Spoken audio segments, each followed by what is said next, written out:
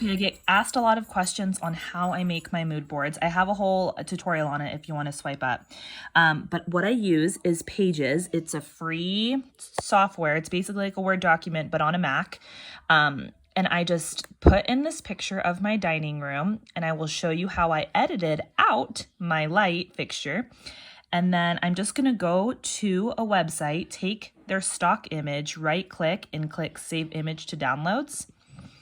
And then I'll go back to my Pages. I will actually pull this picture up from my downloads and I will drag and drop it. You can see that it has the white background. So I will go to Format, Image, Instant Alpha, and this allows me to erase anything. So I'm just gonna lightly select over all of the white background and make sure that it turns blue. And then I'm gonna let my mouse go. And then I'm gonna click Done. And then I'm just gonna resize this, and this is gonna give me a good idea, like a visual way to see how something is gonna look in my space. Since with COVID, I am not going to any store and buying multiple light fixtures. Okay, so then I can just drag and hang these over my dining space. So here, this one, hold on, Harper. This one's a little bit more modern with the light bulbs and the shape. This one is a little bit curvy and a little bit more traditional. Oh boy.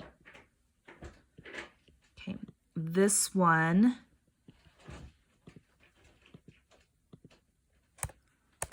I think with the difference in like the shades gives it a little bit softer look. And then this one gives it a little bit more natural elements and a little bit bohemian maybe?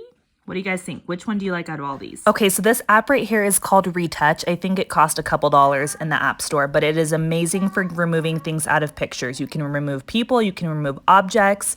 So I'm just gonna remove this light fixture out of my dining room space so that I can use it in my mood board. It does have a line feature that erases lines really easily. Otherwise, I just kind of play around. I hit the back button, I zoom in, I try and get as close as possible to what it would look like if that object didn't exist. And then I just save it to my camera roll, I upload it over to my computer, and then I start creating my mood boards.